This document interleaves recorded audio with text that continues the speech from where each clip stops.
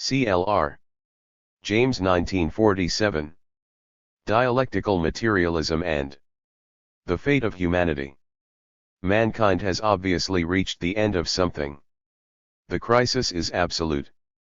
Bourgeois civilization is falling apart, and even while it collapses, devotes its main energies to the preparation of further holocausts.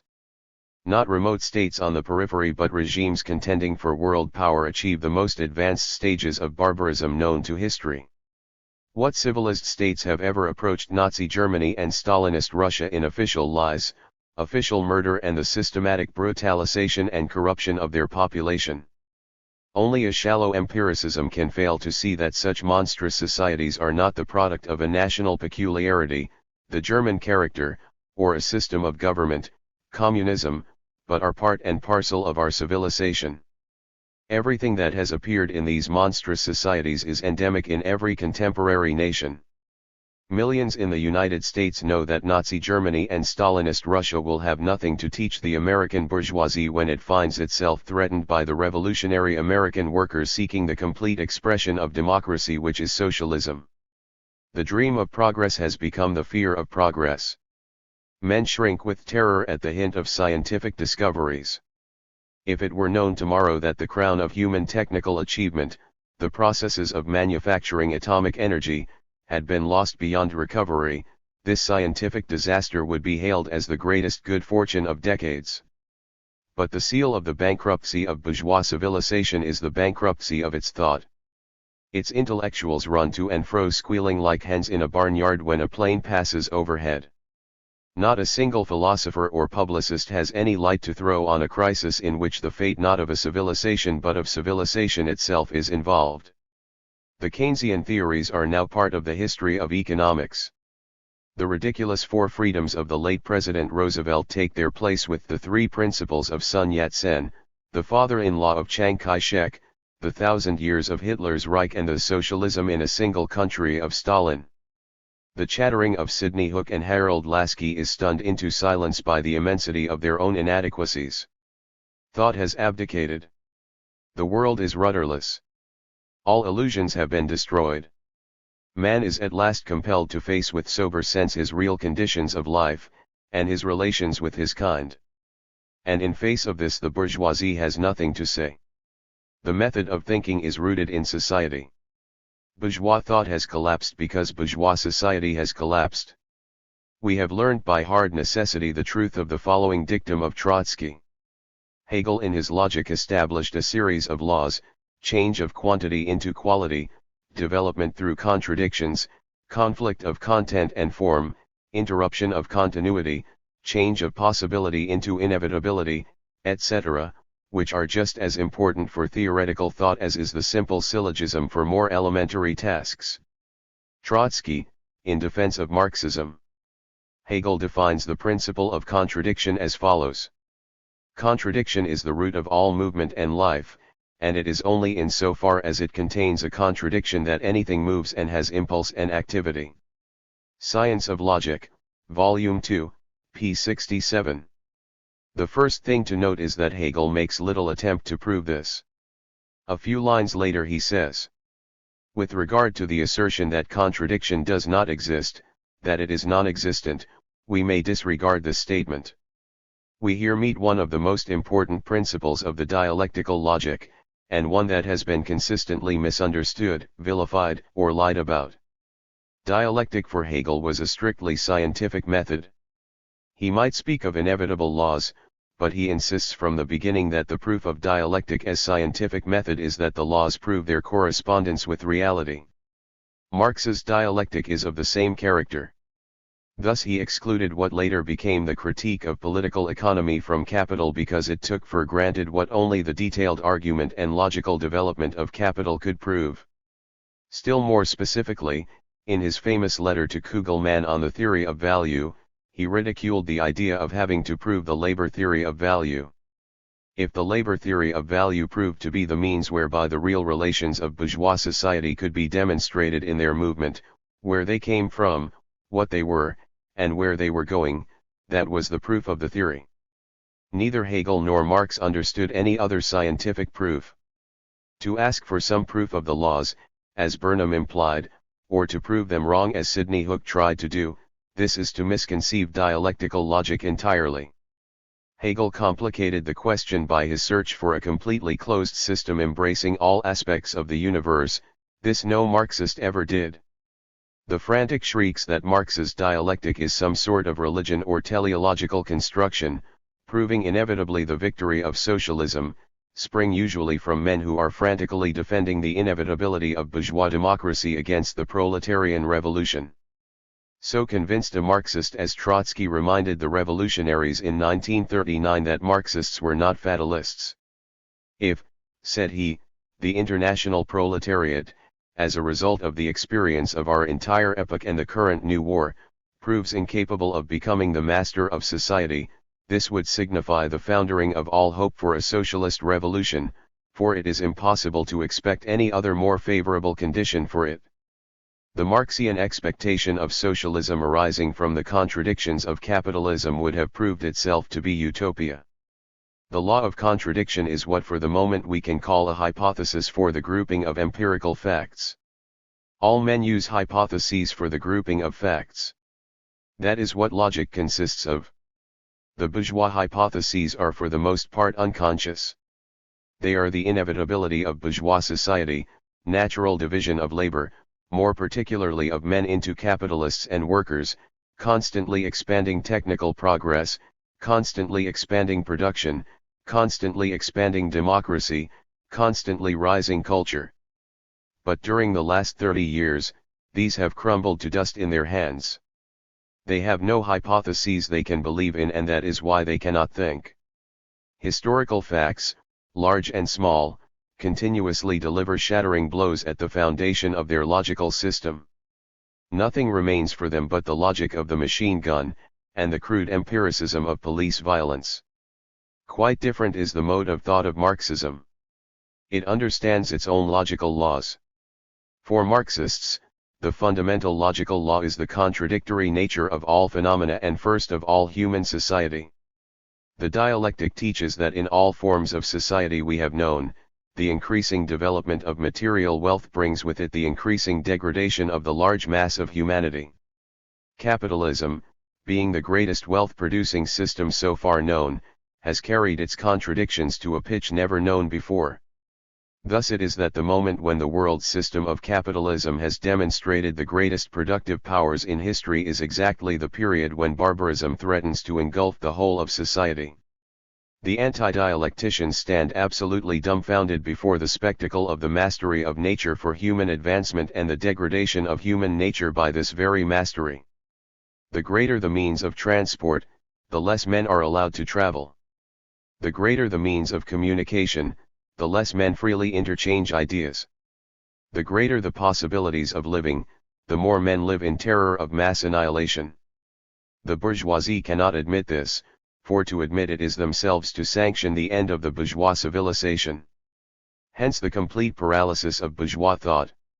Yet never was thought of a fundamental character so necessary to mankind. As our political tendency has recently written, it is precisely the character of our age and the maturity of humanity that obliterates the opposition between theory and practice, between the intellectual preoccupations of the educated and of the masses. All the great philosophical concepts, from the nature of the physical universe, atomic energy, through the structure and function of productive systems, free enterprise, socialism or communism, the nature of government, the state versus the individual, to the destiny of man, can mankind survive? These are no longer theory, but are in the marketplace, tied together so that they cannot be separated, matters on which the daily lives of millions upon millions depend. The invading socialist society. Never were such universal questions asked by the whole of the civilized world. Never have such inadequate answers been given. All that the bourgeoisie can answer is the purely technical question of the manufacture of atomic energy, and it wishes that it could not. Now it is precisely because this contradiction of society has reached its farthest point in Stalinist Russia that the dialectical materialist analysis of Russia is the most important key to the perspective of world civilization. The second law of dialectical materialism is the change of quantity into quality.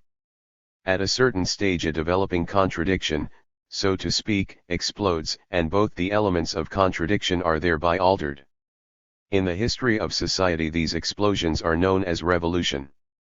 All the economic, social, and political tendencies of the age find a point of completion which becomes the starting point of new tendencies. The Russian Revolution is one such explosion. But the examination of the Russian Revolution involves both the laws of development through contradictions and the change of quantity into quality. Let us examine the Russian Revolution in some of its most important features, such as would be agreed upon by most observers, excepting the die-hard reactionaries. The revolution was the greatest outburst of social energy and creativity that we have yet seen. Previously the French Revolution had astonished mankind by the rapidity and grandeur of its achievements. So much so that to this day July 14, 1789 is the date in all probability most widely known among the great majority of mankind. But the Russian Revolution exceeded the French. A combination of workers and peasants, the lowest classes of mankind, tore up an established government by the roots and accomplished the greatest social overturn in history. Starting from nothing, they created a new state, created an army of millions, defended the new regime against famine, blockade, and wars of intervention on all fronts. They reorganized the economy. They made Russia a modern state. They passed and tried honestly to carry out a series of laws on popular education, equality of women, repudiation of religious superstition, sexual sanity, workers' control of production, all of which constituted the greatest potential democracy and enlightenment that the world had ever seen. They organized a worldwide communist international devoted to the achievement of the same ideals in the entire world. The gradual decline and final failure are treated in the text. But the accomplishments are history, imperishable and of permanent significance for mankind. Taken in its entirety, the heroic period of the Russian Revolution is the most glorious episode in human history. Lenin, the leader of the revolution, claimed always that one of the greatest achievements was the establishment of a new type of democracy, the Soviets of workers, soldiers, and peasants' deputies, which was able to unloose the creative energies of the great masses of the people. Their mere administration of the state, in his opinion, would make the further existence of capitalism impossible. This administration by the masses is not yet socialism, but it is no longer capitalism. It is a tremendous step towards socialism, a step from which, if complete democracy is retained, no backward step towards capitalism would be possible without the most atrocious violence perpetrated upon the masses. The threatening catastrophe, capital, in the form of state capital, once more rules in Russia. Democracy has not been retained. But this has been done only at the cost of the condition foreseen by Lenin. The most atrocious violence has been perpetrated upon the masses of the people. Thus, the Russian Revolution, as it has developed and declined, shows us the two most violent extremes that we have known in history. It is only dialectical materialism that can unite these extremes in logical and intelligible connection. It is the creative power, the democratic desires, the expansion of human personality, the record of achievement that was the Russian Revolution.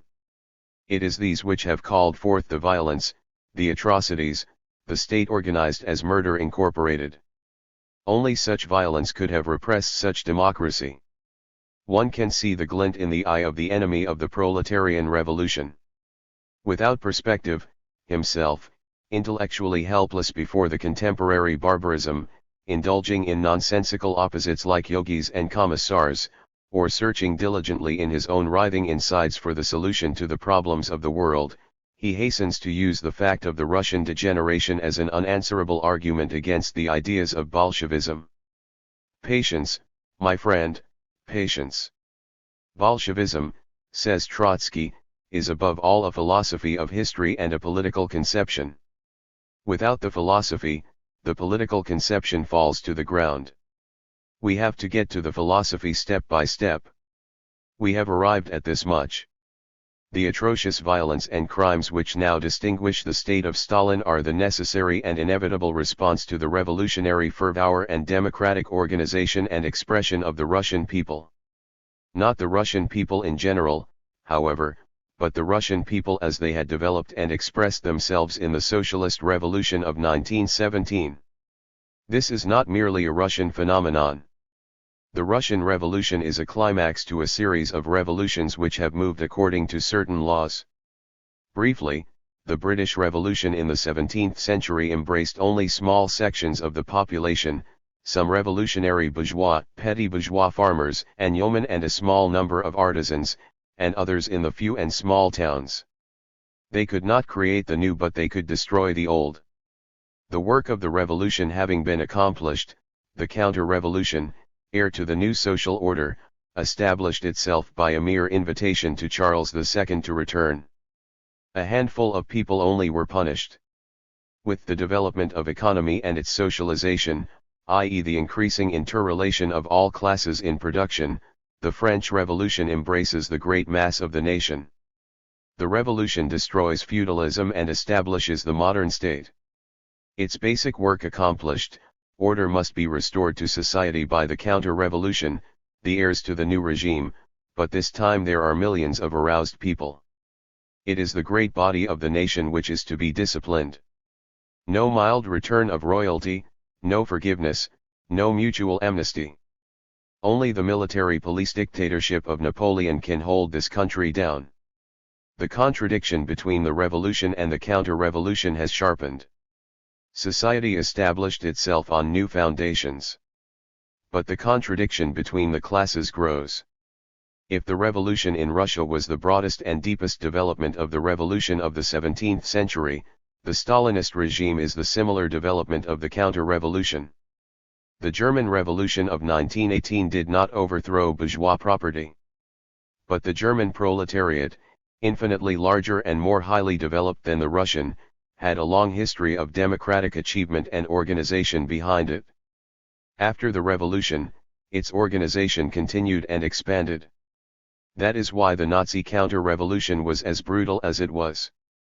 But if the German proletariat in 1918 had established a Soviet state embracing workers, agricultural proletarians, and semi-proletarians, the lower ranks of the petty bourgeoisie and the sympathetic intelligentsia, then logically speaking one of two things would have happened.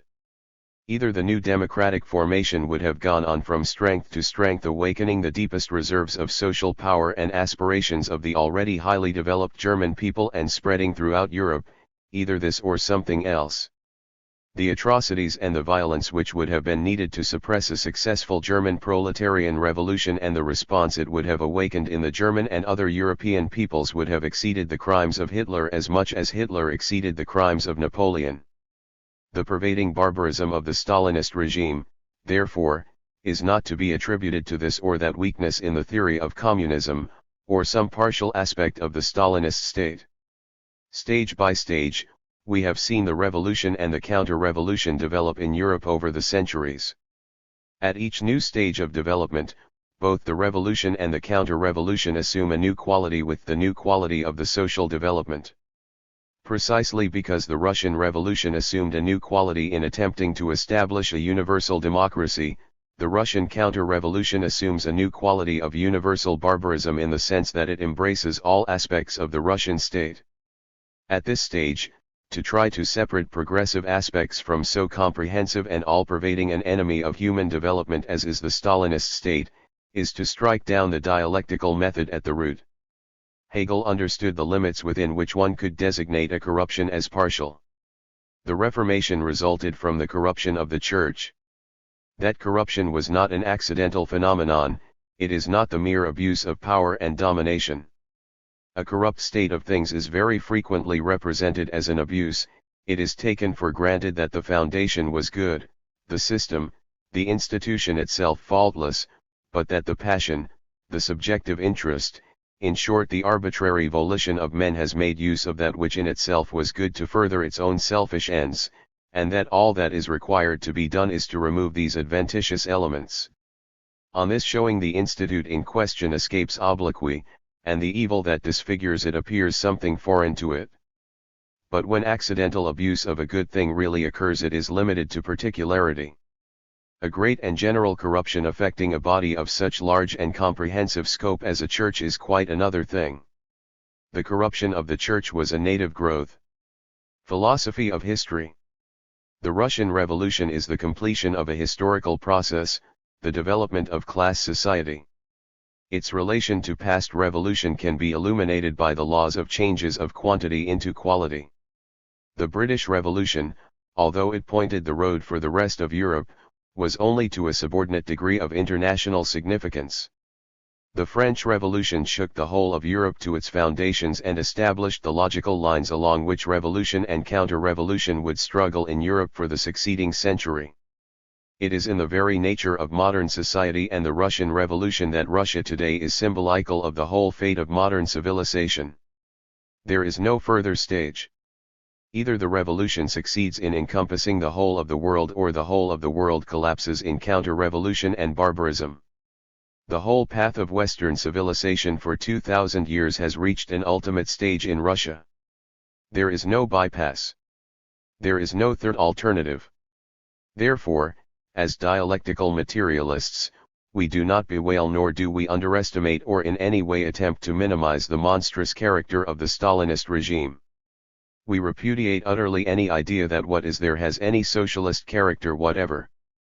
But we draw from it for Russia itself and for the whole world an ultimate, a universal conclusion. The barbarism is not to come. It is there.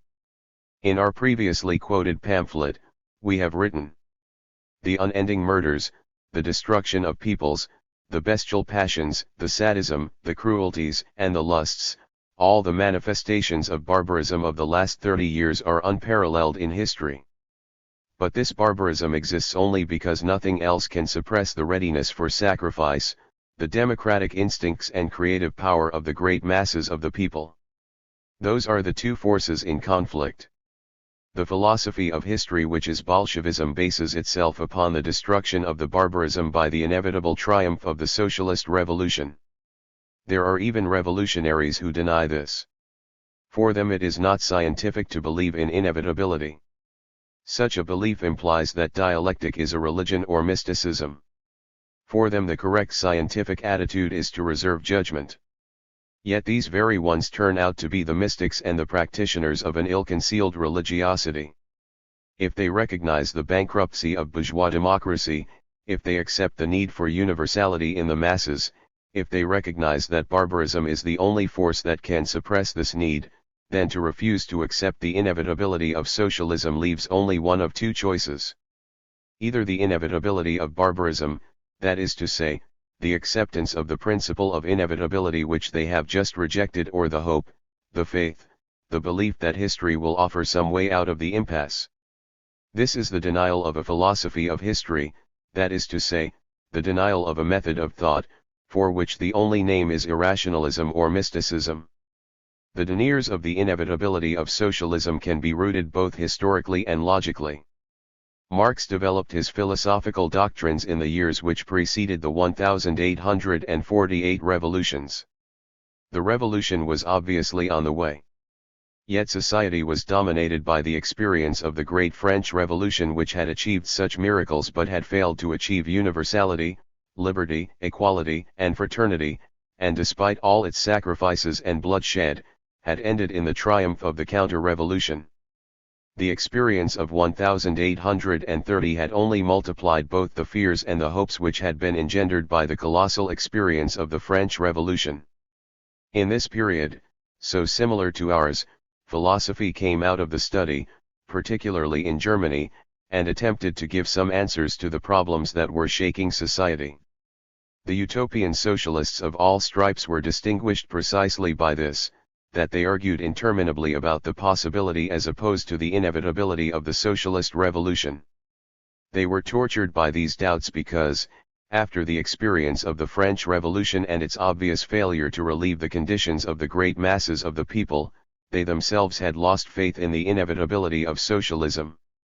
Which is only another way of saying the inevitability of the achievement by the people of complete self-expression, complete democracy, socialism.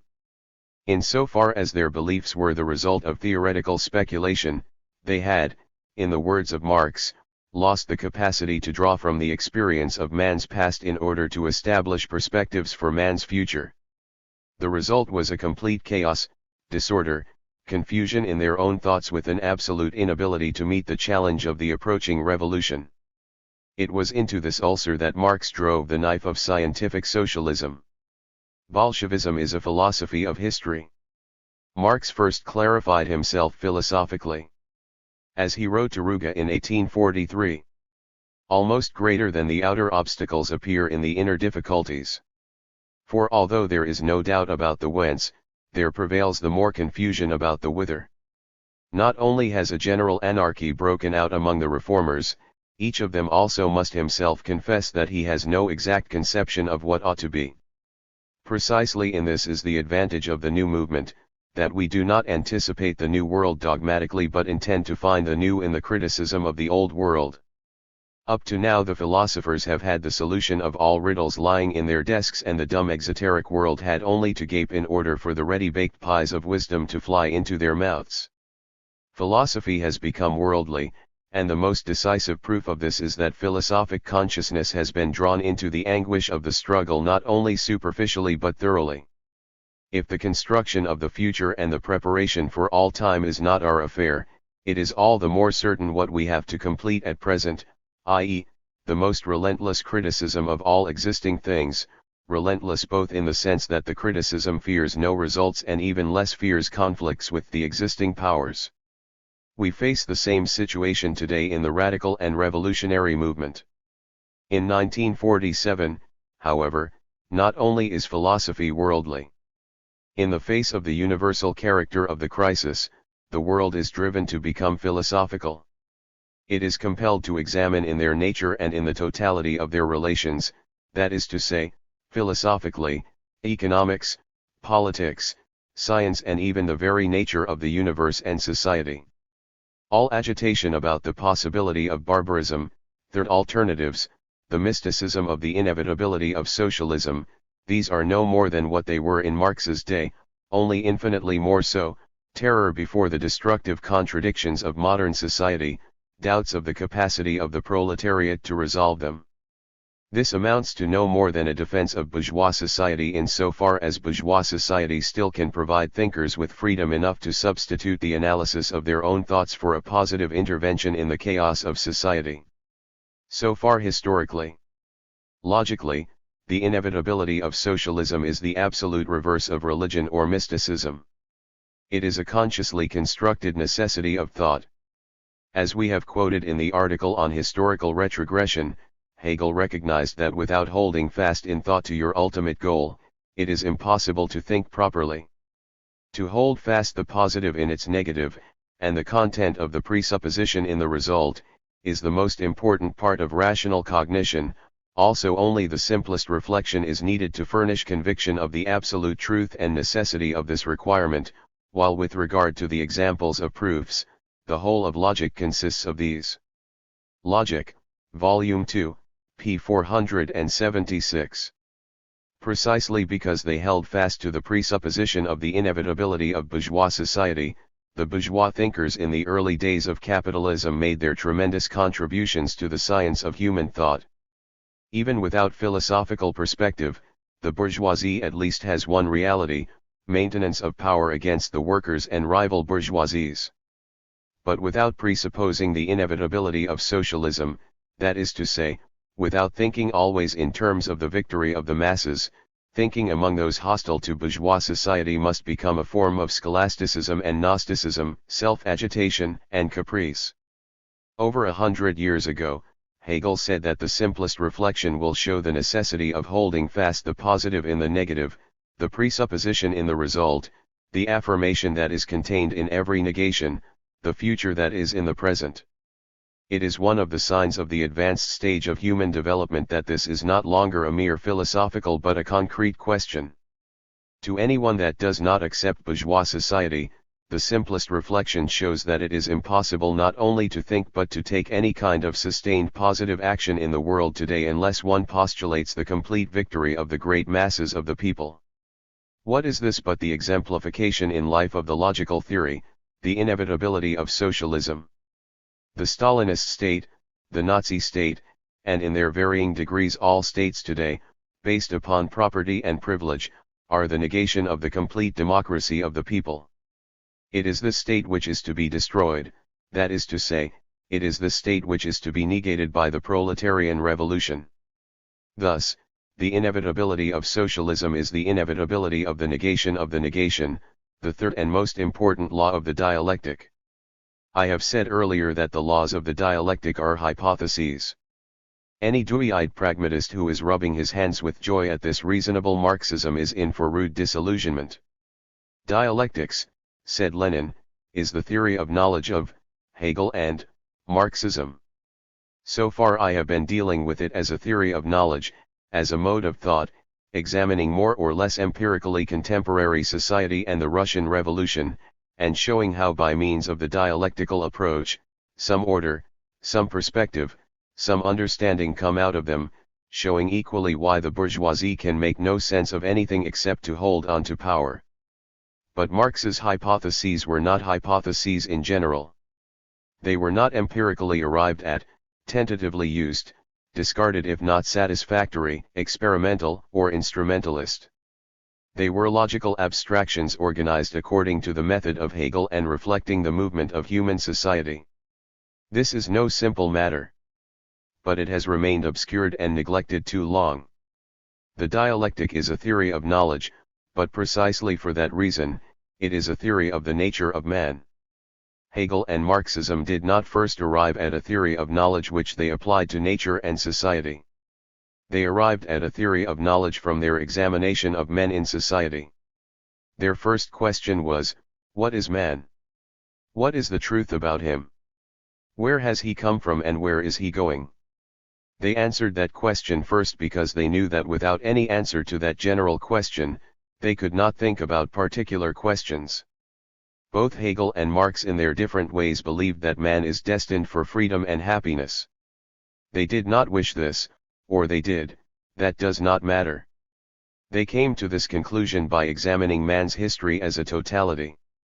Man for Marx was not Christian man nor the man of the French Revolution, nor Stalin's bloodstained secret police. The concept of man was a constantly developing idea which was headed for some sort of completeness. When Marx said that with the achievement of the socialist revolution the real history of humanity will begin, he was not being rhetorical or inspiring, or optimistic. He was being strictly and soberly scientific. The truth is the whole. The whole, however, is merely the essential nature reaching its completeness through the process of its own development. Of the absolute it must be said that it is essentially a result, that only at the end is it what it is in very truth. Thus Hegel in the phenomenology of mind, Marx worked on the same principles. The essential nature of man was becoming clear only as it approached its completeness in bourgeois society. It is in bourgeois society that we could see what man really is. And it is only at the end of bourgeois society that we can see what man is in very truth. Thus it is in the contemporary barbarism that can be seen most clearly what is the real nature of humanity. The need and desire for socialism, for complete democracy, for complete freedom, that is the real nature of man. It is this which explains his past. But it could be expressed within the concrete circumstances of past ages only to the degree that objective circumstances allowed. Did man, therefore, suffer through all those centuries to produce completed man? The defenders of bourgeois society are ready to defend and rage over all these unjustified sufferings of past mankind in their die-hard opposition to the proletarian revolution which will relieve present mankind. They will get nothing to comfort themselves with. The truth is the whole. All the various stages constitute the nature of man. Continues Hegel. And just in that consists its nature, which is to be actual, subject, or self-becoming, self-development. Man is the subject, that which is developing itself. The subject becomes more and more real, and therefore the truth about man becomes deeper and wider, more universal, more complex, more concrete. Complete universality, complete democracy in the sense that every man is able to do what every other man does, this is the ultimate stage. The Russian Revolution was an imperfect, limited, handicapped but nevertheless decisive step in this direction. The nature of man, therefore, becomes the search for this completeness and the overcoming of the obstacles which stood and stand in its way. Past history therefore becomes intelligible, and what is more important, the road to the solution of the overwhelming problems to the present day becomes open. If today we say that now we know what is the real man, it is because we see him as a totality, as the result of his whole past. But from there we make another step. The terrible crisis of civilization is the result of the fact that man is at last real, he has become himself, completely developed. But the old type of world which developed him cannot contain him. He must burst through it. That world was a world in which he was subjected to nature. It was in the subjection of nature that he fully realized himself, a continuous negation of the obstacles which impeded his development. That being accomplished, his real history will begin. He negates all that has previously impeded him, i.e. negated him, in the full realization of his inherent nature. Socialism is the negation of all previous negations. It is obvious that these are large conceptions. But the death of a world civilization is not a small thing. The conception being stated, it is now necessary not to prove it, only life can do that, but to show where it came from. Western civilization, and therefore, the Hegelian dialectic begins with Christianity. It was Christianity which established universality in its most abstract form, that very universality which we are now seeing concretely striving for expression in the proletariat all over the contemporary world. The very early or primitive Christians attempted a universality that was extremely concrete, commonality of goods and absolute equality. But it soon collapsed.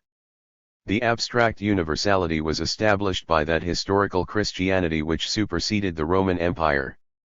Christianity united all men, before birth, in the universality of original sin, and after death, in the possibility of universal redemption in heaven. Thus it carefully avoided a concrete universality. It was the religion of the millions who had been released from slavery by the collapse of the Roman Empire.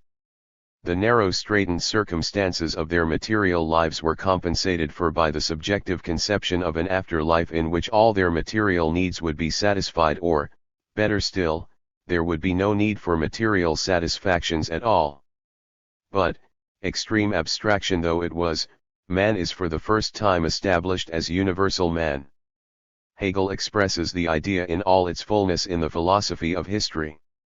Man, finite when regarded for himself, is yet at the same time the image of God and a fountain of infinity in himself.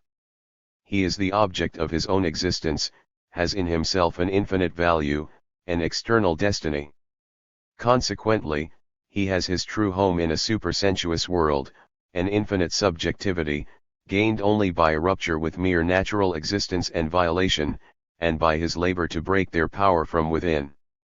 These conditions are not yet a concrete order, but simply the first abstract principles, which are won by the instrumentality of the Christian religion for the secular state. First, under Christianity slavery is impossible, for man as man, in the abstract essence of his nature, is contemplated in God. Each unit of mankind is an object of the grace of God and of the divine purpose. God will have all men to be saved. Utterly excluding all speciality, therefore, man, in and for himself, in his simple quality of man, has infinite value, and this infinite value abolishes, ipso facto, all particularity attaching to birth or country. This is what Hegel calls an abstract universal. The history of humanity is no more than this abstract universal becoming concrete. International socialism is the concrete embodiment of the abstract principle of Christianity. And Christianity appeared and international socialism is now appearing because they are of the very nature of man. To call the recognition of this teleology and religion is a sign of the greatest ignorance, or, is not ignorance, but a determination at all costs to defend bourgeois society against the philosophy of Bolshevism today so as not to have to defend it against the revolutionary masses tomorrow. To have been Christian and to be socialist is an expression of the need for concrete universality which is not so much in as of the very nature of man. And dialectic bases itself upon this precisely because it is not religious and not teleological. If this, scientifically speaking, is not the nature of man, then what do the opponents of dialectic offer instead? Either man has expressed these desires and these aims by accident, i.e. they have no significance whatever, for he might have expressed entirely different aims and had entirely different needs, and may do so tomorrow. Or these needs and aims are not the nature of man but came from some outside agency or God. It is only in the sense described above that dialectic speaks of freedom and happiness being the purpose of man's existence. Purpose, not in the religious sense, but in the sense that if we examine man's history through the centuries he has sought these aims. It is difficult therefore to say what other purpose his existence has, and the anti-dialectician is left with the alternative that man's life has no purpose at all, which is only another way of accommodating oneself to the existing society, bourgeois society. The logical principle of universality contains within it a logical contradiction, the contradiction of abstract and concrete. This logical contradiction is a direct reflection of the objective circumstances in which the men of early Christianity lived.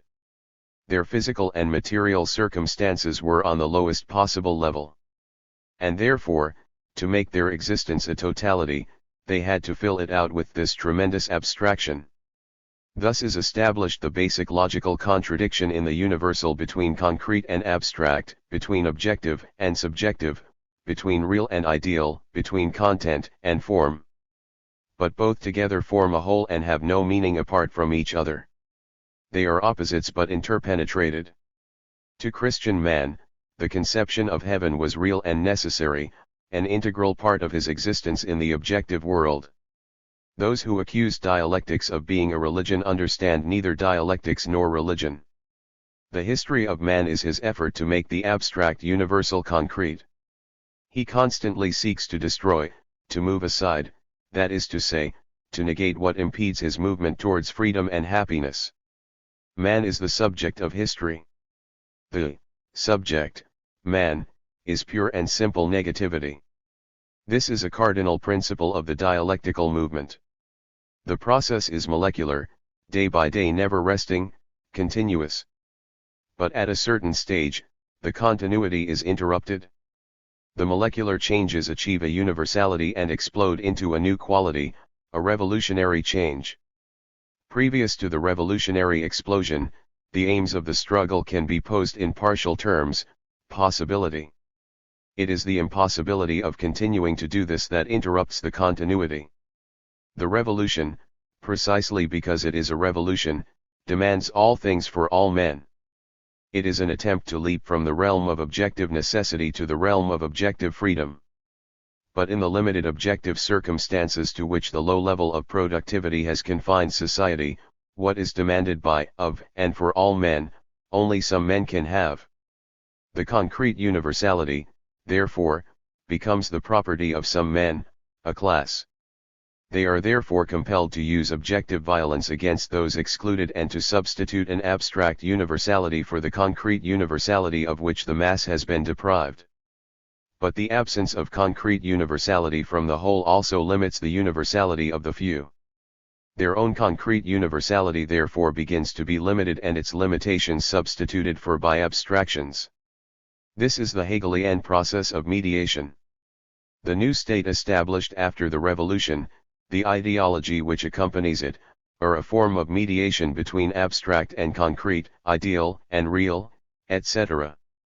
The mediation usually assumes the form of the state power, and the specific ideological combinations of abstract and concrete to bind the new relations are developed by the philosophy of the age. A new equilibrium in the process of the development of man has been established. At a later stage, the same developing process will be repeated in the attempt to negate the actual stage of man previously established.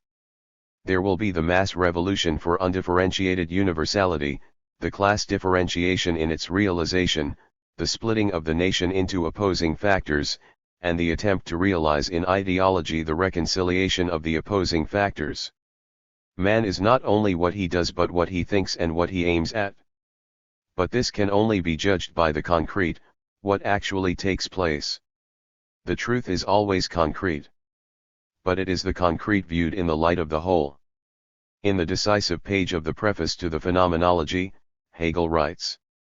As subject it is pure and simple negativity, and just on that account a process of splitting up what is simple and undifferentiated, a process of duplicating and setting factors in opposition, which process, in turn is the negation of this indifferent diversity and of the opposition of factors it entails. It is the process of its own becoming, the circle which presupposes its end as its purpose, and has its end for its beginning. It becomes concrete and actual only by being carried out, and by the end it involves. Marx is expressing concretely just this concentrated Hegelian generalization when he says, for each new class which puts itself in the place of one ruling before it is compelled, merely in order to carry through its aim, to represent its interest as the common interest of all the members of society, put in an ideal form, it will give its ideas the form of universality and represent them as the only rational, universally valid ones. The class making a revolution appears from the very start, merely because it is opposed to a class, not as a class but as the representative of the whole society. It appears as the whole mass of society confronting the one ruling class. It can do this because, to start with, its interest really is more connected with the common interest of all other non-ruling classes, because under the pressure of conditions its interest has not yet been able to develop as the particular interest of a particular class. Its victory, therefore, benefits also many individuals of other classes which are not winning a dominant position, but only in so far as it now puts these individuals in a position to raise themselves into the ruling class. Every new class, therefore, achieves its hegemony only on a broader basis than that of the class ruling previously, in return for which the opposition of the non-ruling class against the new ruling class later develops all the more sharply and profoundly. Both these things determine the fact that the struggle to be waged against this new ruling class, in its turn, aims at a more decided and radical negation of the previous conditions of society than could all previous classes which sought to rule. German ideology. This organization of historical development did not fall from the sky. It is the result of the concept of the dialectic worked out by Hegel, and without the dialectic it could not be done at all. It is this Hegel that Burnham calls the archmuddler of human thought. It is from the examination of this process, the developing conflicts between abstract and concrete, subjective and objective, the abstract universal assuming a certain content which becomes concentrated in a special form, the form gradually becoming infused with a new content until it can contain it no longer and explodes. It is from the examination of all this in society and nature, but particularly in its ideological reflection in philosophy, that Hegel works out the significance of categories and the movement of his logic. Just as Marx's economic categories were in reality social categories, just in the same way the logical categories, contradictions, etc., of Hegel were a reflection of social categories and social movement. Hegel, and for very good reasons of his time, led his logic into an impossible and fantastic idealism about world spirit, etc. But the basis of his work was solidly materialistic. He himself explains that the community of principle which really links together individuals of the same class and in virtue of which they are similarly related to other existences, assumes a form in human consciousness, and that form is the thought or idea which summarily comprehends the constituents of generic character. Every universal in thought has a corresponding generic principle in reality, to which it gives intellectual expression or form. The philosophy of history. Marx and Engels knew this. They could carry over the Hegelian dialectic into a materialistic form because it had been derived originally not from religion but from a study of the stages of man in nature and society and the reflection of these stages in human thought. The dialectic of negativity, the negation of the negation, the inevitability of socialism are a culmination in logical thought of social processes that have now culminated in contemporary society. You look in vain in writings of Hooke, professor of philosophy at New York University, and Burnham, a member of the same faculty, for the slightest understanding of this. The beginning of this process for the modern world is Christianity, and the beginning presupposes its end as its purpose. For Hegel, these stages are the work of the universal spirit. Marx here is his diametrical opposite. Marx is a dialectical materialist. For him, and right from the very start, these concrete revolutionary stages are the work of the great masses of the people forever seeking the concretion of universality as the development of the productive forces creates the objective circumstances and the subjective desires which move them. Hegel could see the abstract universal, the relation between abstract and concrete in historical Christianity and the developing relation in human history. Marx saw that, but because he was closer to the end, he could see more of the real man. Because he had seen the revolutionary proletariat, he was able to complete the dialectical analysis of previous stages by the recognition of the role of the revolutionary masses. These appear at the very beginning of history. In his introduction to class struggles in France, Engels writes, "This party of revolt, of those known by the name of Christian, was also strongly represented in the army. Whole legions were Christian. When they were ordered to attend the sacrificial ceremonies of the pagan established church, in order to do the honors there, the rebel soldiers had the audacity to stick peculiar emblems, a cross, on their helmets in protest. Even the wonted barrack cruelties of their superior officers were fruitless. The Emperor Diocletian could no longer quietly look on while order, obedience, and discipline in his army were being undermined. He intervened energetically, while there was still time. He passed an anti-socialist, I should say anti-Christian, law. The meetings of the rebels were forbidden, their meeting halls were closed or even pulled down, the Christian badges, crosses, etc., were like the red handkerchiefs in Saxony, prohibited. Christians were declared incapable of holding offices in the state, they were not to be allowed even to become corporals. Since there were not available at that time judges so well trained in respect of persons as Herr von Kohler's anti-revolt bill assumes, the Christians were forbidden out of hand to seek justice before court. This exceptional law was also without effect. The Christians tore it down from the walls with scorn, they are even supposed to have burnt the emperor's palace in Nicomedia over his head. Then the latter revenged himself by the great persecution of Christians in the year 303, according to our chronology. It was the last of its kind. And it was so effective that 17 years later the army consisted overwhelmingly of Christians, and the succeeding autocrat of the whole Roman Empire, Constantine, called the Great by the priests, proclaimed Christianity as the state religion. The Christian revolutionaries, however, were not struggling to establish the medieval papacy. The medieval papacy was a mediation to which the ruling forces of society rallied in order to strangle the quest for universality of the Christian masses. In one sense the papacy merely continued the Roman imperium, and, in Hobbes's phrase, was indeed no other than the ghost of the deceased Roman Empire sitting crowned upon the grave thereof. But it was much more than that. Primitive Christianity had begun as a mass revolt that had sought to establish the community of men upon earth. By the time of Gregory the Great, when the papacy began to take over the functions of the declined and fallen Roman Empire, the papacy was beginning its career as a combination of the empire and the tremendous impact of the mass revolution. It was the ghost of the Roman Empire and living symbol of Christ on earth. Heaven was too abstract to satisfy completely the masses of the people. The Church guaranteed them, in return for obedience, the happy future life. But it also took care of the life on earth, and performed the functions of teacher, protector, and provider for the poor and sick and needy. It mediated between society and heaven and between the secular rulers of society and the masses.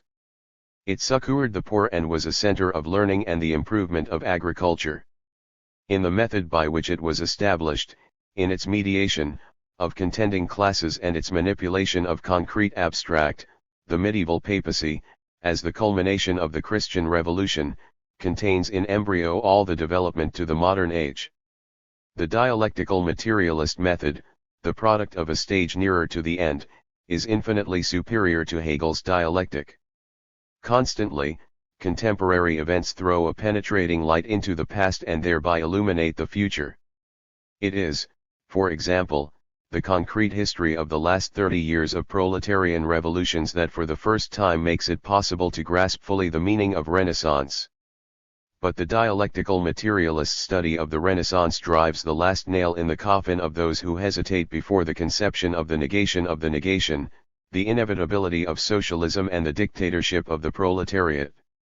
The leading ideological characteristic of the early Renaissance can be usefully designated by the popular term humanism. The medieval towns produced a brilliant civilization. With the growth of wealth, chiefly a result of commercial capitalism, there arise classes of men whom the early Christian contradiction between objective and subjective, abstract and concrete, is no longer tenable. It is not merely a question of objective wealth. The idea of universality becomes more concrete because of the energetic position which man is sensible of occupying in his subjective power over outward and material things in the natural world, in which he feels himself free and so gains for himself an absolute right. Hegel, Philosophy of History. The papacy is itself mediated. It became humanist, i.e. more completely secular, and thus took the road to its own ruin. Saint Thomas Aquinas had already begun the rationalization of faith, making it reasonable by a brilliant and profound misuse of the writings of Aristotle. Dante, whom Engels calls one of the first modern men, though profoundly religious, wished to substitute emperor for pope. The national monarchy begins to substitute for the papal authority. So far so good. But, and here the Marxist dialectic sharply departs from the Hegelian, the new universal was established and took its form by such violent revolutions of the European proletariat as Europe did not see again until the period which opened in 1917. It is only recently that bourgeois historians have begun to recognize these. The historians of the socialist society will in time make of this one of the great chapters of human history. As always in critical periods, there were a series of peasant revolutions in Europe throughout the 14th century. They were of tremendous range and power, some of them semi-socialistic. But they were not decisive. The decisive revolutions were revolutions of the workers and the petty bourgeoisie of the towns. If the phrase had not already been appropriated by Marxists for the revolution of the socialist proletariat, it would be perfectly correct to say that within the various municipalities the workers aimed at, consciously, and in some few cases actually achieved, the dictatorship of the proletariat. In the last half of the 14th century, these revolutions swept from one end of Europe to another. In Salonika, the sailors and the artisans ruled the rich, the landowners, the commercial magnates and the clergy for 10 years. In Italy, the struggle between the fat and the thin. In Bologna, in Genoa, in Siena, the masses sought to obtain absolute mastery of municipal power. In Florence, under the leadership of Michel Lando, they organized the celebrated revolt of the Siampi and established the dictatorship of the proletariat whom they called God's people. Rome and other towns saw similar battles.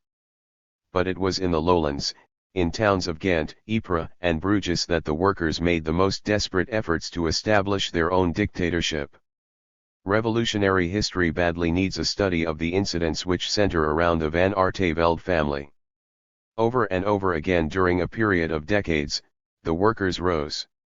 More than once they established their dictatorship, they proclaimed an equality of fortunes and the suppression of all authority except the authority of people who live by manual labor.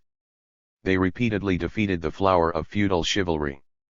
It is reported that in Ghent, the workers went so far as to plan the complete extermination of the bourgeoisie and the nobles with the exception of children of 6 years of age.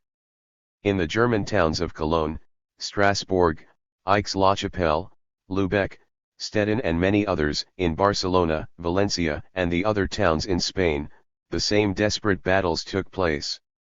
The working class and its allies closest to it fought for 50 years all over Europe to establish proletarian democracy. Why they failed to achieve substantial successes was due not only to the low level of production but the fact that they fought only as members of isolated municipalities. Some of them indeed aimed boldly at an international proletarian revolution. But their time was not yet. Let Boisonnet, a bourgeois historian, speak in the concluding paragraph of his life and work in medieval Europe. The reader should read carefully and note particularly the words we have underlined. Proofreader's note: in the current version these underlinings are missing.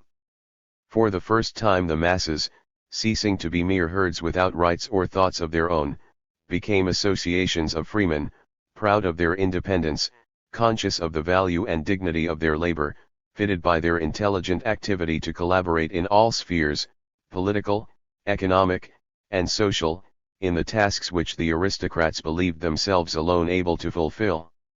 Not only was the power of production multiplied 100-fold by their efforts, but society was regenerated by the incessant influx of new and vigorous blood. Social selection was henceforth better assured.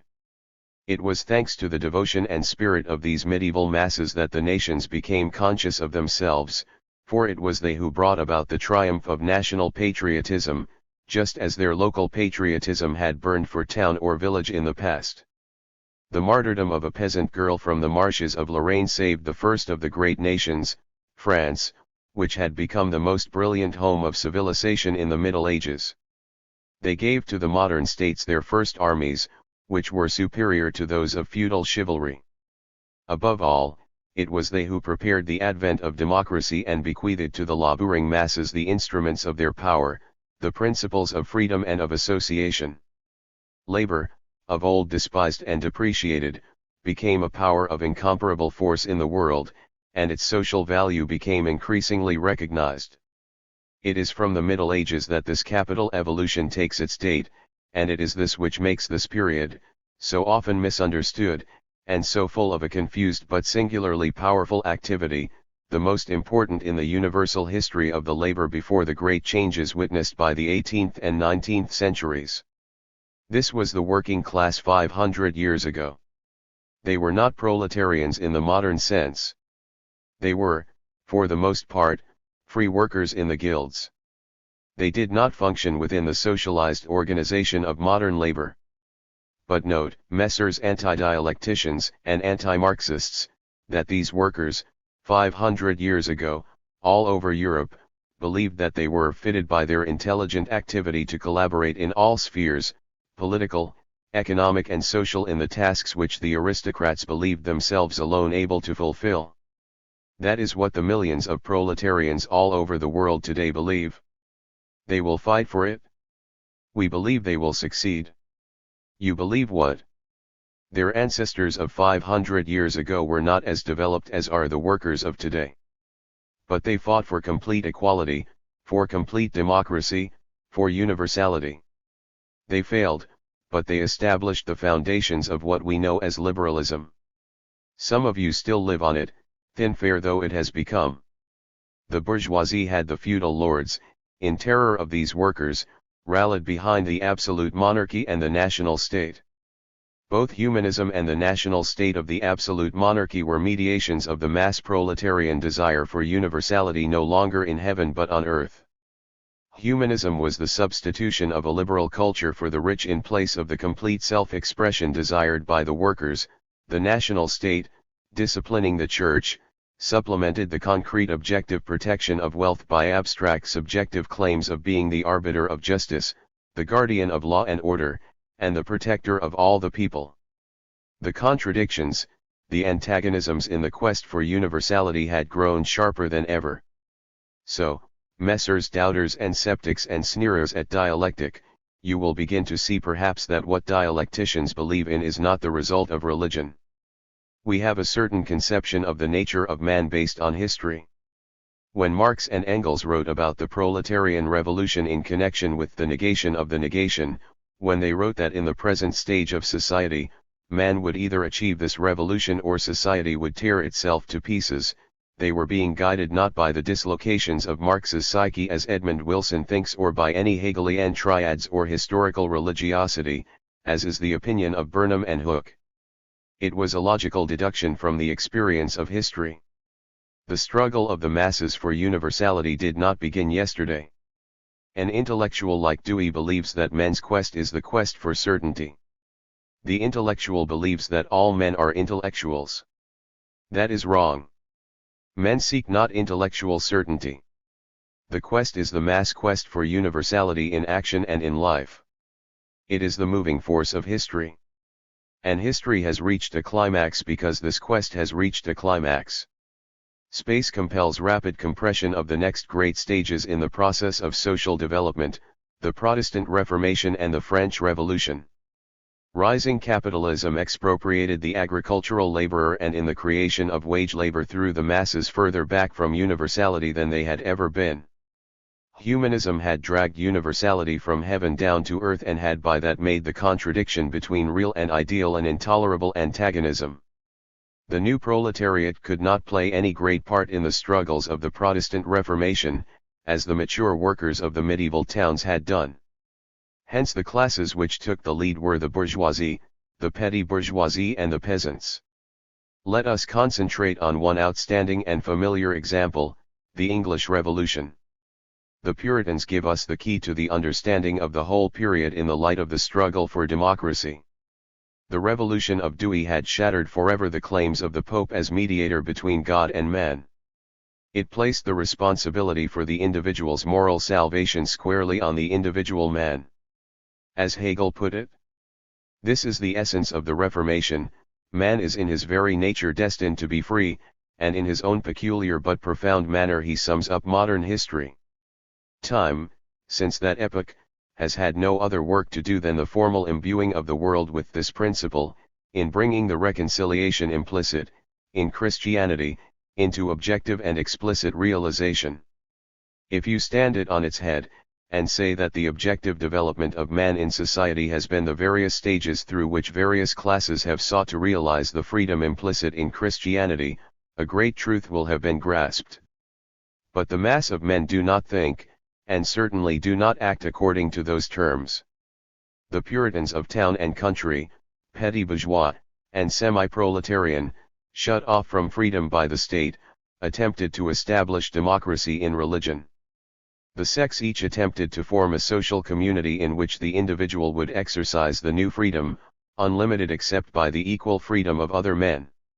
James I of England did not misunderstand them one bit. He knew what their anti-ecclesiasticism meant. To all their arguments for religious freedom he invariably croaked in reply, "No bishop, no king."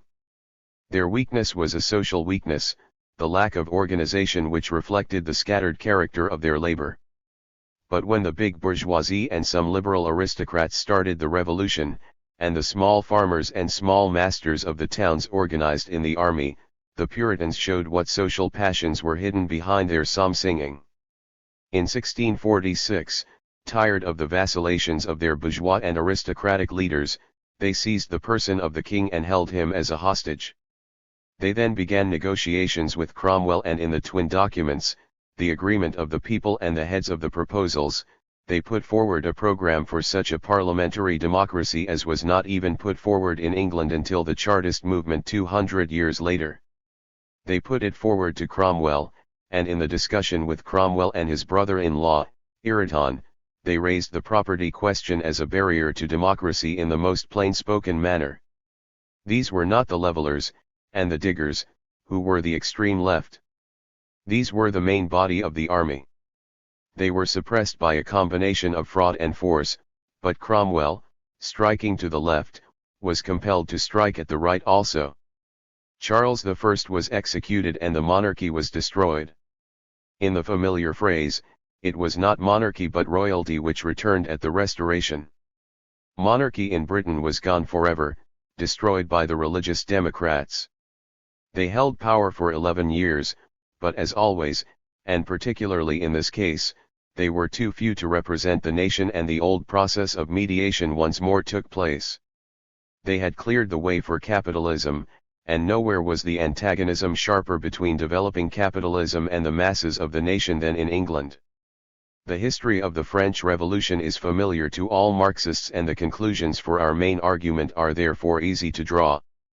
The intervention of the masses, its range and power, the social desires, the capacity for achievement and sacrifice, revealed itself to an educated Europe which had not dreamt that the shabby exterior of workers and peasants and the common people hid such colossal energies and such social needs. The quest for universality was no longer a secret. Liberty, equality, and fraternity were the slogans of the revolution. If the Reformation had sought to establish a democratic freedom of religion, the French Revolution attempted to establish a social freedom of political democracy.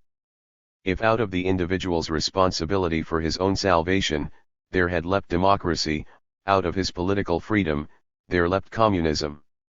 Robespierre's dictatorship was an attempt to establish the reign of virtue. But the French masses, not only Babeuf, saw and were ready for what was needed, drastic regulation and even confiscation of the property of the rich. The modern problem was posed. But it was the old problem in a new and more aggravated, a more contradictory form. When the French Revolution was over and men had time to think, it was seen that the revolution of reason and the mighty struggle for liberty, equality, and fraternity had left men farther apart than ever before. Behind the formal equality before the law, capitalist production was accumulating wealth at one pole and misery, subordination, and degradation at the other on a scale hitherto unknown. The universality of men, honor, loyalty, humanism, liberty, equality, fraternity, democracy, these were as abstract to the mass of men as the heaven of the early popes. These ideals had a certain existence among the ruling classes, but thinking man could see that the needs and deprivations of the excluded mass reached with devastating effect upon the humanity of the rulers. The masses had tried to make a state a popular state. The result had been the creation of a monster such as had never been seen before and far surpassed in range and power the state of absolute monarchy.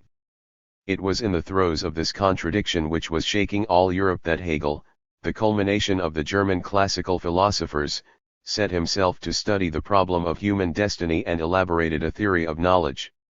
Hegel recognized what men were striving for, and he recognized that the French Revolution was a climax in this struggle. Hegel understood Adam Smith and Ricardo. He understood the fragmentation and dehumanization of man in the process of capitalist production. Many of Marx's most famous pages in Capital have as their direct origins some of Hegel's descriptions of the workers in capitalist industry. This was, for Hegel, the final insuperable barrier to any community of association among men. Hence universality for the mass of men was impossible. By means of his dialectical method he drew the necessary conclusions. We who live toward the end in the epoch of Hitler and Stalin can understand Hegel's conclusions better than most men of previous generations, with the exception of Marx. Universality for the mass of men was impossible. Only the state, said Hegel, could embody universality for the community. But, in particular, the state was a defense against the revolutionary masses. Hegel had seen them and their activities in European history, and now the French Revolution had shown that nothing could ever come of it. So it had been and it would ever be. At each stage, a few chosen individuals represented the abstract spirit of mankind. Universality had to be restricted to these. This was the basis of Hegel's idealism. But with the clear insight of a great scholar of both past and contemporary history, and by his mastery of his method, he analyzed and drew his analysis to its conclusion. The state would have to organize production. The chaos of capitalist production would have to be disciplined by organizing the separate industries into corporations. The state would be the state of the corporations. Universality being impossible to all men, the state bureaucracy would embody universality and represent the community. Hegel did not know the modern proletariat. He operated therefore on the basis of the inevitability of proletarian subordination. But grant him that premise and his dialectical method shows that he made an astonishing anticipation in thought of the inevitable end of bourgeois society, the totalitarian state. Hegel must not be misjudged. He wrote and propounded in the name of freedom and reason. But those who today sneer at him and his dialectics are not fit even to wipe the dust off his books. To this day, except for the writings of the great Marxists, no single writer since the French Revolution has so much to say that is indispensable to modern thought and particularly modern politics. This is where Marx began. It was as impossible to go any farther along the road of Hegel as it is impossible to go farther than the totalitarian state of contemporary history. Beyond both lies only decay. Marx had to abandon the quest for universality or find a new basis for it. A long line of European thinkers, Ricardo, Fourier, Saint Simon, Feuerbach, and the classical economists, the ferment in Europe which preceded the revolutionary outburst in 1848, and, what Hegel had never seen, the emergence of the proletariat as an organized social force, these gave to Marx, already a master of Hegel's system, the impetus to the new system. Men had sought universality in heaven, in the freedom of religion, in the freedom of politics. Politics had failed. Neither Hegel nor Marx ever had any illusions about bourgeois democracy as a solution to the unquenchable desires and aspirations of men. Nothing is more indicative of the philosophical character of Marxism and its organic continuity of the tradition of the great philosophers of Europe than the method by which Marx dismissed democratic politics. For Marx, bourgeois democratic politics was a fraud, but like all the great panaceas from Christianity on, it was an expression of the perennial need historically conditioned. The productive process of capitalism denied any real community to men. And democratic politics, like religion, was a form of mediation by which men gained the illusion that they were all members of one social community, an illusion of universality. How not to remember Hitler's insistence that his tyrannical regime represented the folk community? The more the Nazi regime deprived the masses of all human rights, the more imperative it was to substitute an abstraction of abstractions to create the totality of existence, a sense of universality, without which men cannot live. Marx reversed Hegel at all points. It was not an intellectual construction.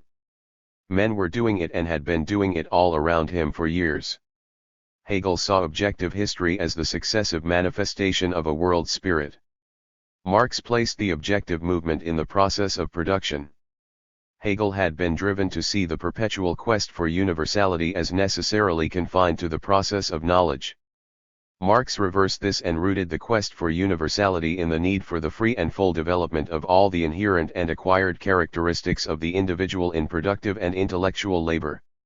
Hegel had made the motive force of history the work of a few gifted individuals in whom was concentrated the social movement. Marx propounded the view that it was only when the idea seized hold of the masses that the process of history moved.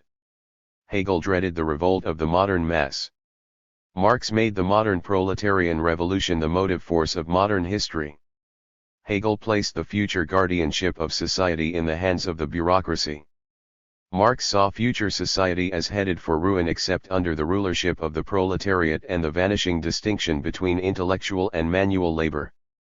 That was the conflict. That is the conflict today. The proletariat, said Marx, is revolutionary or it is nothing. The proletariat, he said, will conquer or society will destroy itself. The bureaucracy as conceived by Hegel he subjected to a merciless analysis. Let the reader think of Hitlerite Germany and Stalinist Russia and see how profound, how realistic, how anticipatory of the absolute crisis was the battle between the last of the great bourgeois philosophers and the first philosopher of the proletarian revolution. The smug anti-dialecticians have not yet caught up with this conflict between the masters of dialectic over 100 years ago. Hegel's conception of history is nothing other than the speculative expression of the Christian German dogma of the opposition of spirit and matter, God and the world. This opposition expresses itself within history, within the human world itself, as a few chosen individuals, active spirits, confronting the rest of humanity, the spiritless mass matter. Hegel's conception of history presupposes an abstract or absolute spirit which develops itself so that humanity is only a mass bearing this spirit unconsciously or consciously. Within the empirical exoteric history, he sees a speculative esoteric history.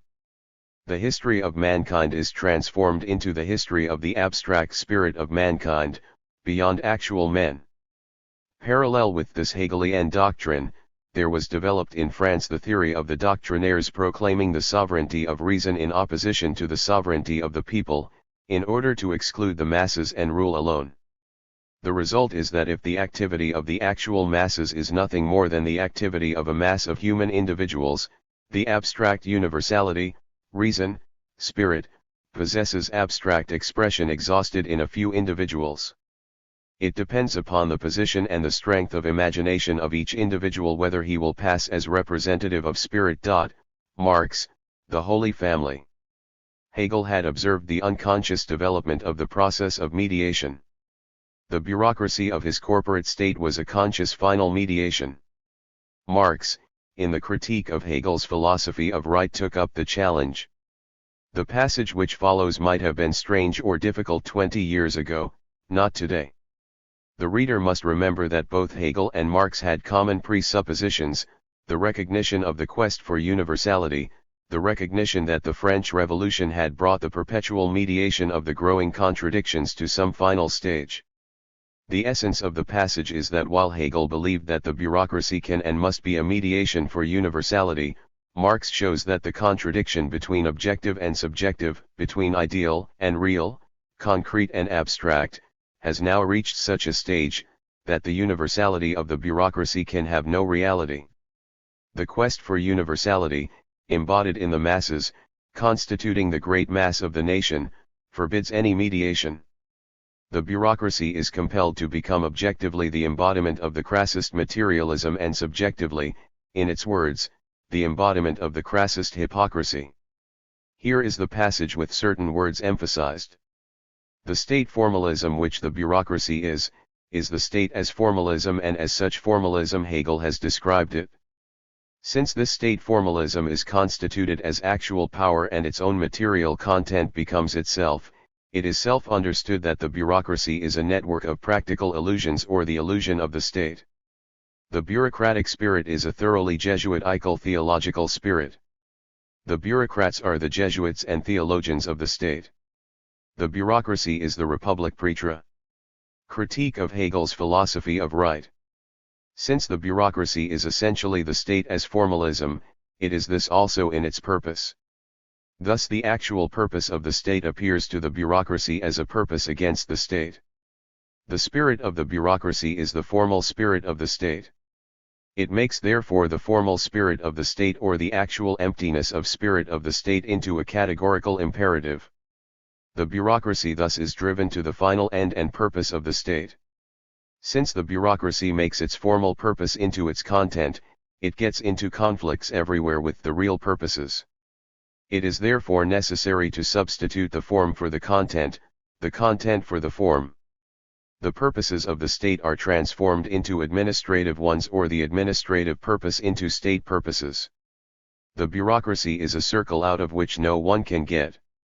Its hierarchy is a hierarchy of knowledge. The apex entrusts to the lower circles insight into particular things, and the lower circles entrust to the apex insights into the universal, and thus they mutually interchange. The bureaucracy is the imaginary state besides the real state, the spiritualism of the state.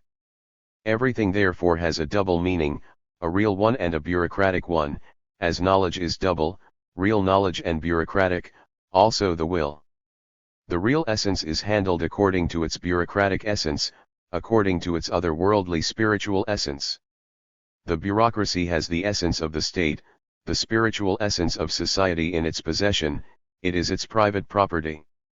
The general spirit of the bureaucracy is the secret, the mystery, guarded internally through the hierarchy, externally as the closed corporation. The apparent spirit of the state, the opinion of the state, appears therefore to the bureaucracy as a treason to its mysteries. Authority is therefore the principle of its knowledge, and deifying of authority is its principle. Within itself, however, spiritualism becomes a crass materialism, the materialism of passive obedience, of belief in authority, the mechanism of fixed formal behavior, fixed principles, observations, traditions. As for the individual bureaucrat, the purpose of the state becomes a private purpose, a hunt for higher posts, for careers. First, he regards real life as material, for the spirit of this life has its exclusive existence in the bureaucracy. The bureaucracy must therefore proceed to make living as material as possible.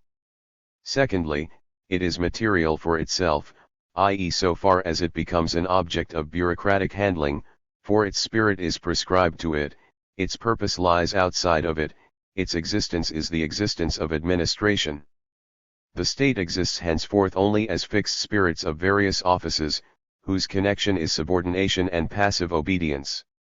Actual science appears as without content, actual life is as dead, for the imaginary knowing and imaginary living pass as the essence. The bureaucrat must therefore believe Jesuitically with the actual state, be this Jesuitism now conscious, or unconscious. It is, however, necessary that as soon as his opposite is knowing, he also achieve self-consciousness and purposeful Jesuitism. That is the political anatomy of the Stalinist bureaucracy. In the review after 10 years, I could touch only briefly, such are the trials of political minorities, upon the dehumanization of the Russian bureaucracy itself. The Russian bureaucracy, as the Nazi bureaucracy in its time, represents essentially the opposition to the universality of the people in every single sphere of life. As the same article says, in socialist society or in a society transitional to socialism, politics, science, art, literature, education all become truly social. The individual is able to exercise his gifts to the highest capacity, to become truly universal, because of the essentially collective life of the society in which he lives. Look at Stalinist society. No individual is more political than the individual in Stalinist society. Nowhere are art, literature, education, science, so integrated with society. This is the appearance. In reality, never before has there been such a prostitution of all these things for the corruption and suppression of the direct producer, with the resulting degradation of the producers and managers alike. Hitler called his state the truest democracy, his community was the folk community of the whole nation. His regime was socialism. The Stalinist regime goes farther. The state possesses all the virtues. The internationalist conception of the human welfare is maintained through the connection with the corrupt and depraved communist parties and the constant appeal to the masses of the world. The state guarantees a genuine democracy, a genuine freedom of speech. Science, art, and literature, like production, exist only to serve all the people. The state only administers the property which is the possession of all the people. Liberty, equality, within reason, and fraternity, honor, loyalty, chivalry, geniality, are the possession of all the people, except the Trotskyists. The leader is the leader because he possesses all these qualities to a superlative degree. Any oppositionist to the slightest of these claims becomes immediately an enemy devoid of all these virtues and fit only for extermination. The totality of the abstraction is to be explained only by the totality of the deprivation. Today the state is not only confined to Russia as an isolated phenomenon. It is spreading. Trotsky taught that the growth of the Stalinist state was due to the struggle over consumption. We cannot accept this at all. The Stalinist state is the completest expression of the class state, not the distorted beginning of something new but the culmination, the final form of the old. To believe that the state has roots only in consumption and not in the whole productive system is to saddle the concepts of Marxian socialism with a burden which they cannot indefinitely carry. The Stalinist state is a class state, a culmination of the old, not in any shape or form the beginning, however distorted, of the new. Of precisely the same genre are the abstractions of the bourgeois democracies, different not in quality but only in the degree. Phrases like the century of the common man and the four freedoms are abstractions to satisfy the suppression of objective needs. The League of Nations of 1919 becomes the United Nations of 1947. The more concrete the negation of the need, the more abstract, empty, and flamboyant becomes the subjective mediation. There is a school of Marxists today who preach the ridiculous doctrine that in Russia today politics governs production. In reality, production governs politics. In appearance, the state takes hold of capital. In reality, capital takes hold of the state, and upon the mediation of the antagonisms of social and political life is superimposed and the antagonisms of capitalist production itself. In its most developed form, it is state capital. It is this modern state, the negation of universality for so many millions, which is to be negated. The negation of this is the negation of the negation. The agent of this negation is the revolutionary proletariat. When the modern millions take hold of this state, they negate the root of their degradation, production itself, for to control the state of state capitalism is to control production itself. At this moment, the state begins to wither away. I can sum up best by a quotation from an article I wrote in New International of June 1944. But the outstanding feature of the contemporary world is that the principles for which Christianity stood in its best days are now regarded as matters of life and death by the average worker. This is no accident at all, though we can only state the facts here. European civilization must become a unity. Hundreds of millions of European workers know that this must be achieved or the continent will perish. Equality of nations. That, too, the great masses of Europe passionately desire, not as an ideal but to be able to live in peace. A central government to represent the interests of all. As late as 1935, Lord Cecil could get 11 million votes in a plebiscite in Britain supporting the idea of a League of Nations. And when workers say a League of Nations and collective security, they mean it. And that early attempt to succor the poor, to help the afflicted, to teach the ignorant. The great mass of the workers in European countries conceive of labor parties as doing just that, within the conditions of the modern world. Our anti-dialecticians believe the negation of negation and the inevitability of socialism are religion. But when one attempts to penetrate into their philosophy of history, one increasingly meets a vacuum or the most arbitrary combinations of historical phenomena, tied together by bits of string, by subjective analysis and a crude determinism which even sometimes has the presumption to call itself Marxism. For us there is no philosophy of history without Marxism, and there can be no Marxism without the dialectic. In the article quoted above, I continued. He who would exhibit the Marxist method must grasp the full significance of that early uprising of the masses when Christianity proclaimed its message. We must watch not only the primitiveness and simplicity of its aims but their comprehensive scope. Then by slow degrees, through the centuries, we see one part of the aim becoming concrete for one section of the population, and then another part for another section. Ideas arise from concrete conditions to become partially embodied in social classes and give rise to further interrelations between the spiral of real and ideal, content and form. This is the dialectic to which Marx gave a firm materialistic basis in the developing process of production.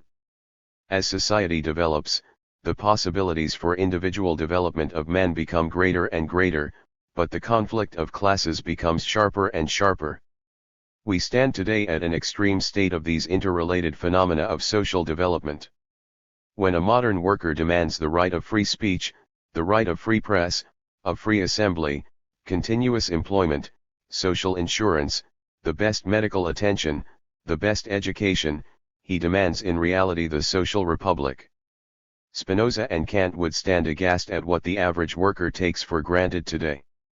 But he does not demand them as an individual or in the primitive manner the early Christian did. In America, for instance, there are some 13 million workers organized for nothing else but the preservation and extension of these values. These are the values of modern civilization. They are embodied in the very web and texture of the lives of the masses of the people. Never were such precious values so resolutely held as necessary to complete living by so substantial and so powerful a section of society. Socialism means simply the complete expansion and fulfillment of these values in the life of the individual.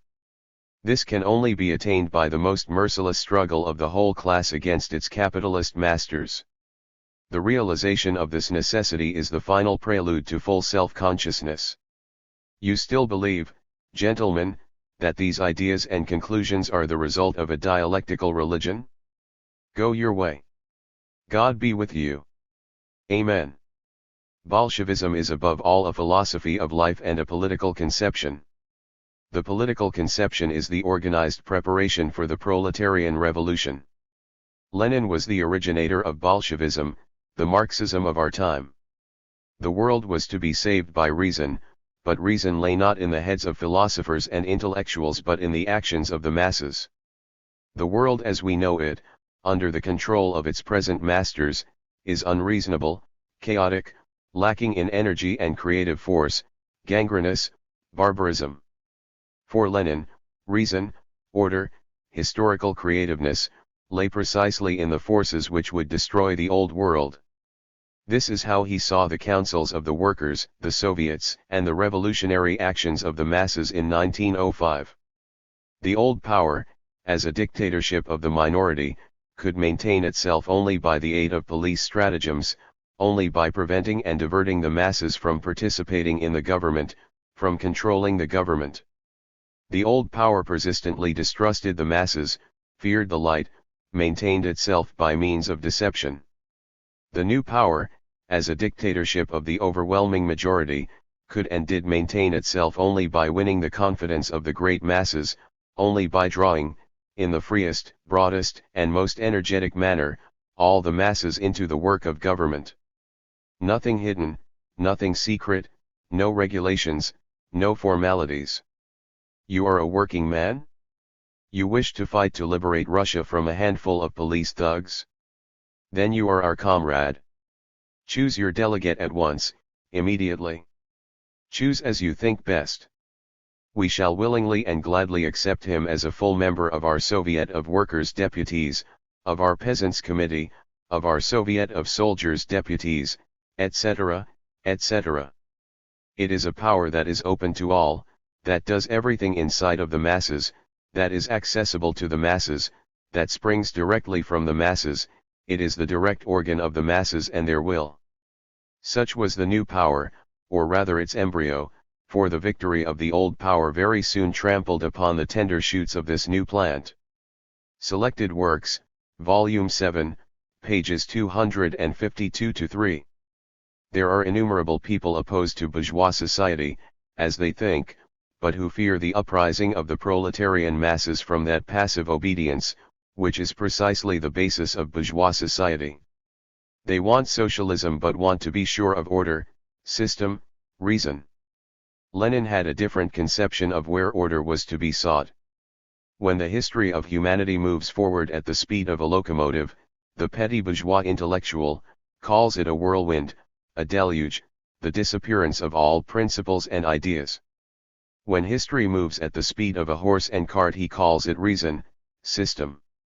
Then the masses themselves, with all their virgin primitiveness, their simple, rough determination, begin to make history, to apply principles and theories directly and immediately. The bourgeoisie takes fright and wails that reason is thrust into the background. Is not the very opposite the case, you Philistine heroes? Is it not precisely in such moments of history that the reason of the masses is displayed rather than the reason of single individuals? Is it not precisely at such times that reason of the masses becomes a living, active force and not an armchair force? When direct action by the masses is crushed by shootings, executions, floggings, unemployment and famine, when the bugs of professorial science, subsidized by Dubasov, crawl out of the cracks and begin to speak on behalf of the people, in the name of the masses, and sell and betray the interests of the latter to a privileged few, the knights of Philistinism imagine that an epoch of peace and calm progress has set in, that the turn of sense and reason has now come again. Lenin, Selected Works, Volume 7, pages 260-1. The bourgeois world is rejected completely. Only what destroys it is reasonable. But the reason of the masses was not merely destructive. It was destructive of the bourgeois world. But it was itself a mighty creative force. The point is that it is precisely the revolutionary periods that are distinguished for their greater breadth, greater wealth, greater intelligence, greater and more systematic activity, greater audacity and vividness of historical creativeness compared with periods of Philistine, cadet, reformist progress. But Mr. Blank and co picture it the other way about. They pass off poverty as historical creative wealth. They regard the inactivity of the suppressed, downtrodden masses as the triumph of the systematic activity of the bureaucrats and the bourgeoisie. They shout about the disappearance of sense and reason, when the picking to pieces of parliamentary bills by all sorts of bureaucrats and liberal penny-a-liners gives way to a period of direct political activity by the common people, who in their simple way directly and immediately destroy the organs of oppression of the people, seize power, appropriate for themselves what was considered to be the property of all sorts of plunderers of the people, in a word, precisely when the sense and reason of millions of downtrodden people is awakening, not only for reading books, but for action, for living human action, for historical creativeness. Lenin, Selected Works, Volume 7, pages 261-2. This is creative reason during the revolution, and this is creative reason after the revolution. Readers of the following articles in this pamphlet and of the documents of our tendency will know that for us the economic planning of the new society must be the result of the same creativeness and energy of the masses expressed through their Soviets, their councils, their party, or parties. As we have shown in our pamphlet, this was Lenin's conception. For us, therefore, once the masses in Russia were totally subordinated to the bureaucracy, then capital as an economic force resumed sway, and objective economic law reasserted itself.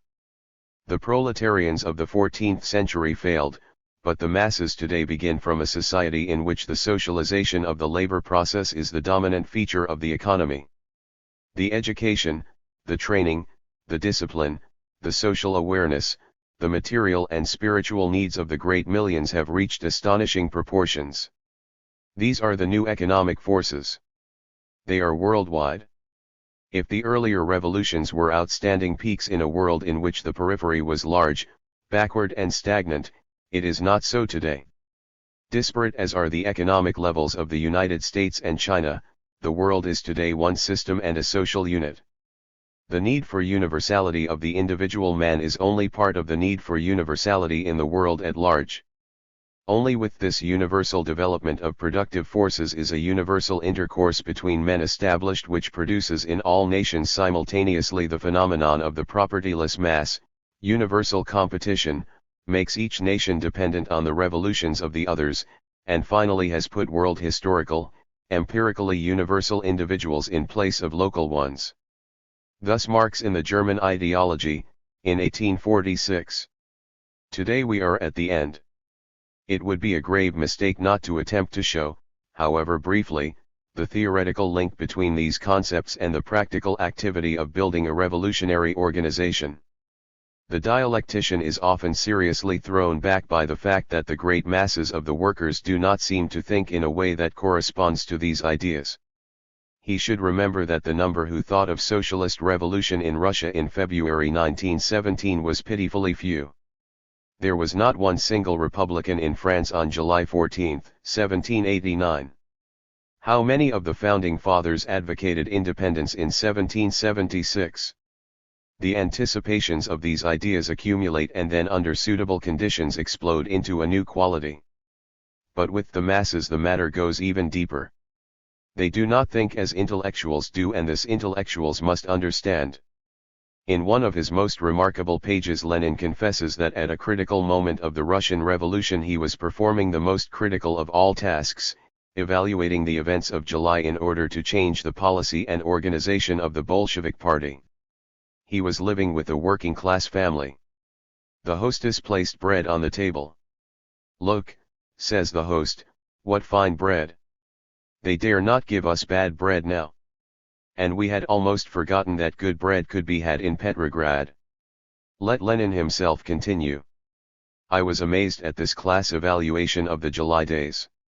My mind had been revolving around the political significance of the event, weighing its importance in relation to the general course of events, analyzing the situation that had given rise to this zigzag of history and the situation it would create, and debating how we must alter our slogans and party apparatus in order to adapt them to the changed situation. As for bread, I, who had never experienced want, never gave it a thought. Bread to me seemed a matter of course, a byproduct, as it were, of the work of a writer. Fundamentally, the mind approaches the class struggle for bread by a political analysis and an extraordinarily complicated and involved path. But this representative of the oppressed class, although one of the better paid and well-educated workers, took the bull by the horns with that astonishing simplicity and bluntness, with that firm resolution and amazingly clear insight, which is as remote from your intellectual as the stars in the sky. Lenin, Selected Works, Volume 6, pages 280 to 81. The key phrase in this passage is although one of the better paid and well-educated workers. Better paid and well-educated workers are very often corrupted by bourgeois education. It is the great millions, very often unorganized in unions but disciplined and united and organized by the very mechanism of capitalist production itself that constitute the most heroic, the most self-sacrificing battalions of the new social order. They do not approach great questions by a complicated and involved path as intellectuals do. Their most effective method of expression is action, corresponding to the astonishing simplicity, bluntness, firm resolution and amazingly clear insight of their speech when they do speak. For long years they appear entirely subordinated to bourgeois ideas and the place bourgeois society has reserved for them. But they have their own ideas, and in the continuous crisis and catastrophic decline of society, they have in recent decades repeatedly entered upon the field of history with world-shaking effects.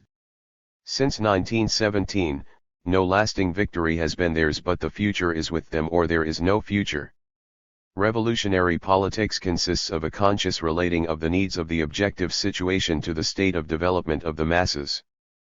But decisive always is the objective situation, the world of today, and a superficial conception of the stage of development of the masses can be a terrible trap for the unwary.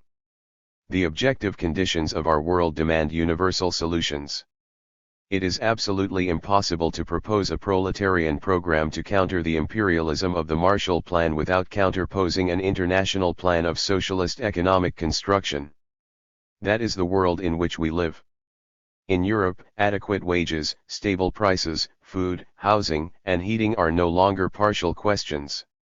Any reasonable satisfaction of the needs of the people demands a total reorganization of the economy, a plan for continental rehabilitation, and close association with the economic power of the United States. Peace is indivisible. The need for universality stretches out from the hearth to the whole world. But the same need exists intensively. It is the crime of capitalism that it uses men only partially. Labor bureaucracies which call on men only for votes or sending telegrams, are only partially mobilizing vast stores of creative energy which are crying for release. Bankrupt economies which cannot mobilize the universal contained in modern man are doomed to remain bankrupt. That and nothing else but that can rebuild the vast wreck which is the modern world. Objectively and subjectively the solution of the crisis demands a total mobilization of all forces in society. Partial solutions only create further disorders in the economy. Partial demands, as such, because they are abstractions from the reality, lead only to disappointment. Partial demands by leaders on the workers fail to mobilize their energies and leave them with a sense of frustration and hopelessness. Thus not only the concept but the need for universality reigns throughout all phases of society. This was the constant theme of Trotsky before he was murdered in 1940. In previous periods the socialists fought for partial demands and held before the masses the social revolution as a distant goal. Today those days are over. The revolutionaries hold always before the masses the concept of the proletarian revolution but do not neglect to snatch this and that partial demand to better the position of the toilers and mobilize them for the final struggle. This only is reason. The modern intellectual, once he breaks with bourgeois conceptions, finds a vast new world of ideas open before him. But he can pursue and present these ideas in their inner essence only with the inevitable universality of the revolutionary proletariat in mind. Without this there is no dialectic, and without dialectic, thought soon bogs down in the chaotic disintegration of the modern world. Quite different is it with the dialectical materialist. In his boldest flights, he is conscious that he will not exceed the real history of humanity which is being prepared by the revolutionary masses.